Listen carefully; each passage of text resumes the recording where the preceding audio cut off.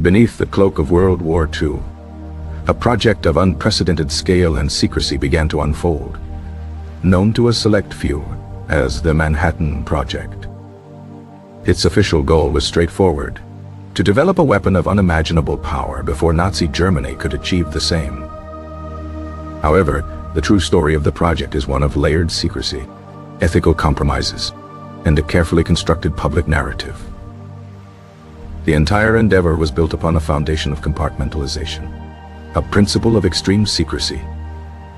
Over 130,000 individuals contributed to the project, yet the vast majority were unaware of their ultimate purpose. They were chemists, engineers, technicians, and laborers, each working on a small, isolated piece of a colossal puzzle. Entire cities were willed into existence, hidden away in remote corners of the United States. Oak Ridge, Tennessee, and Hanford, Washington, appeared on no public maps and were protected by layers of security. Los Alamos, New Mexico, the intellectual heart of the project, was accessible only via a single, guarded road. The address for this secret city was merely a post office box, a testament to its clandestine nature. Life within these communities was a strange paradox of normalcy and intense scrutiny. Residents were encouraged to form social clubs and lead ordinary lives, all while under constant surveillance. Mail was opened and censored, and conversations were monitored for any breach of security. The phrase "loose lips sink ships" took on a profound new meaning in these isolated towns. The scientific challenges were immense, pushing the boundaries of known physics. Scientists grappled with the monumental task of enriching uranium and producing plutonium. At Hanford, giant nuclear reactors were constructed along the Columbia River to transmute uranium into plutonium. At Oak Ridge, enormous facilities like the K-25 and Y-12 plants worked tirelessly to separate the rare U-235 isotope. The scale of the industrial effort was deliberately concealed from the American public and Congress. Funding was funneled through hidden line items in the War Department's budget, obscuring the project's $2 billion cost. This financial secrecy was a crucial element of the overall cover-up. One of the darkest secrets of the project involved the deliberate suppression of information about the health risks of radiation. Project leaders, including General Leslie Groves, were aware of the dangers posed by radioactive materials. Internal memos discussed the potential for radiation sickness and long-term health effects on workers. Yet this information was not shared with the thousands of people handling these hazardous substances daily. Safety protocols were often rudimentary and insufficient for the unknown dangers they faced. This willful ignorance extended to a series of secret human experiments. To understand how the human body processed radioactive elements, doctors working for the project conducted tests on unwitting civilians. From 1945 to 1947, 18 patients in hospitals in Rochester, Chicago, and San Francisco were injected with plutonium. These individuals were not informed of the true nature of the injections they received.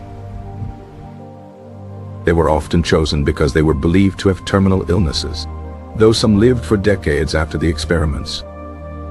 The data gathered from these unethical studies were classified and kept secret for nearly 50 years. This cover-up was a profound betrayal of medical ethics and public trust. Even as the project neared its climax, the internal security apparatus was itself compromised. Despite the intense surveillance, Soviet intelligence had successfully infiltrated Los Alamos. Klaus Fuchs, a brilliant German-born physicist, was a key member of the British mission to the project. He was also a dedicated communist who systematically passed atomic secrets to his Soviet handlers. Fuchs provided detailed information on the design of the plutonium bomb, the Fat Man device. Another young physicist, Theodore Hall, independently gave secrets to the Soviets, motivated by a fear of an American nuclear monopoly. The full extent of this espionage would not be uncovered until years after the war, thanks to the Venona project. The successful Trinity test in the New Mexico desert on July 16, 1945, marked a terrifying new dawn. Scientists who witnessed the blast were struck with a mixture of awe and profound dread. J. Robert Oppenheimer famously recalled a line from the Bhagavad Gita: "Now I am become death, the destroyer of worlds." The cover story for the public was that a remote ammunition depot had accidentally exploded. This was the first of many post-war deceptions.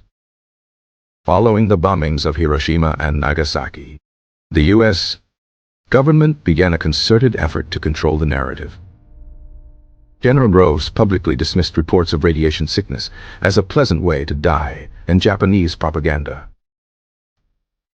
He knew these statements were false, as his own scientists had warned him of the deadly effects of radioactive fallout. The U.S.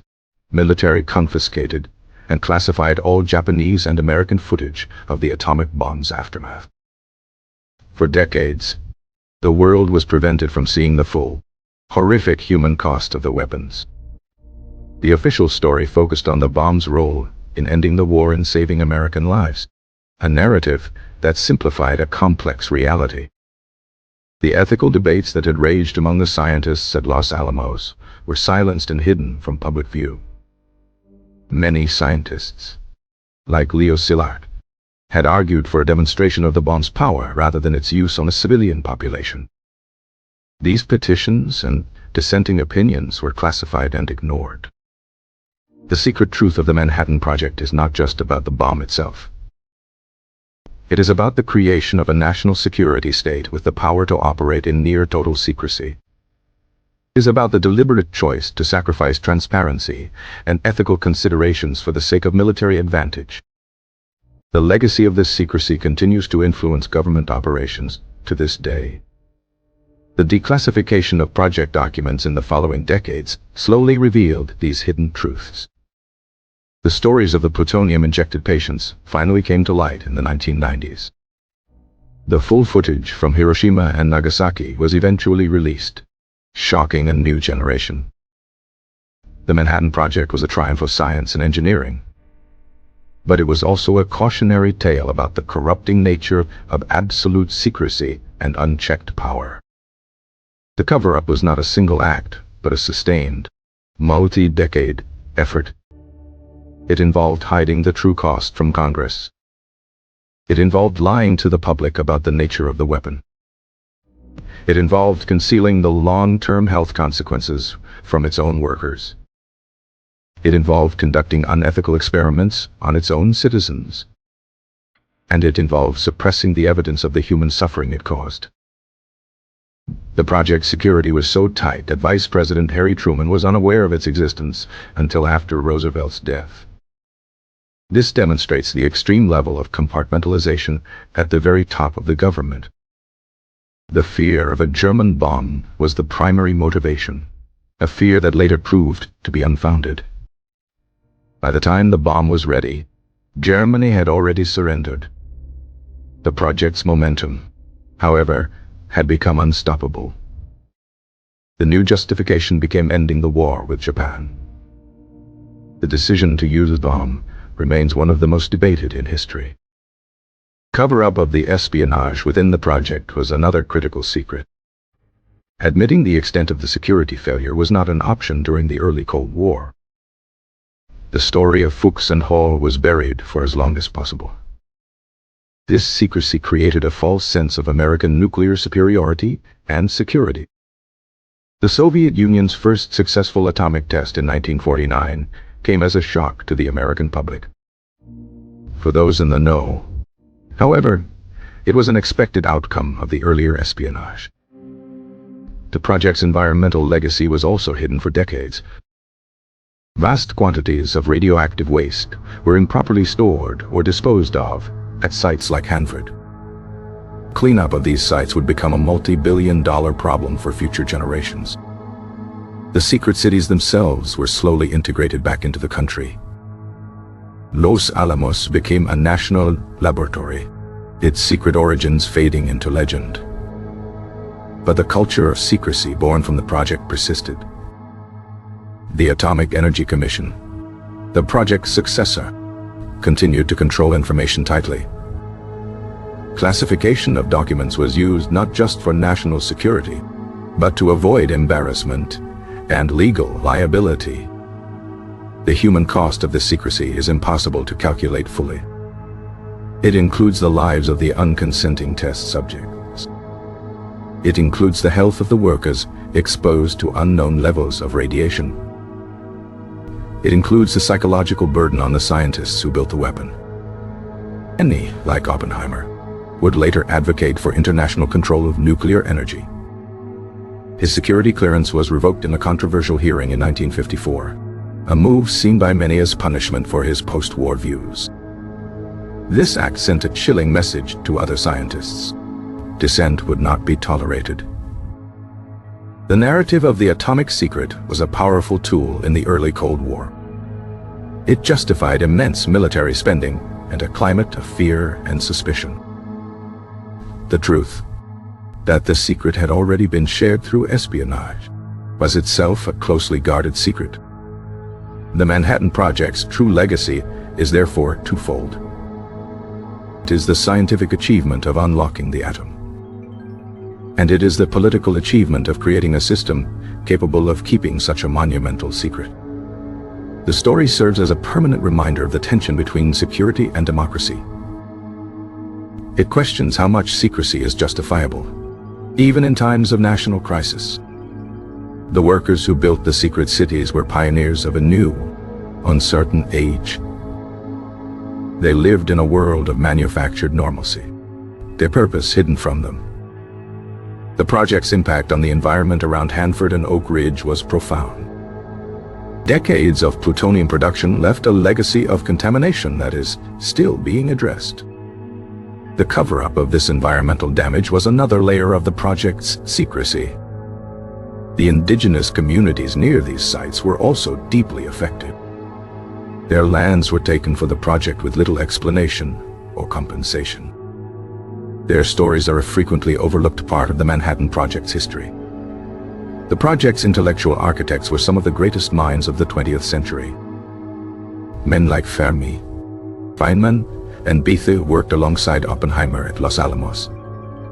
They were driven by a complex mix of scientific curiosity, patriotism, and anti-fascist conviction.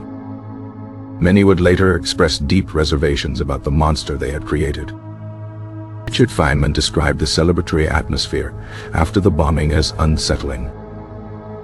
The secret of the atom was out, and the world would never be the same. The cover-up was ultimately a futile attempt to control an uncontrollable force.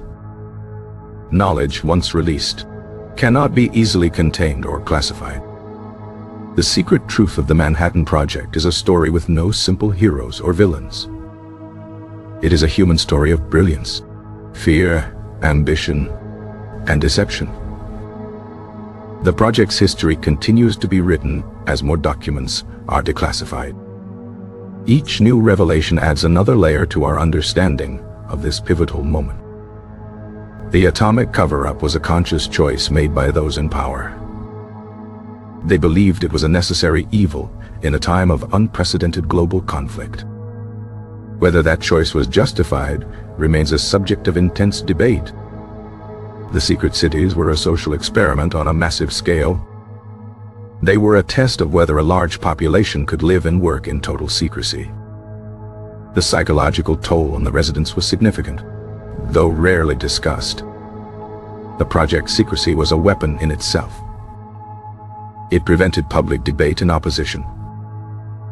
It allowed the project to proceed with a speed that would have been otherwise impossible. Final truth is that the atomic age was born in secret, and it was shrouded in a cover-up that would last for generations.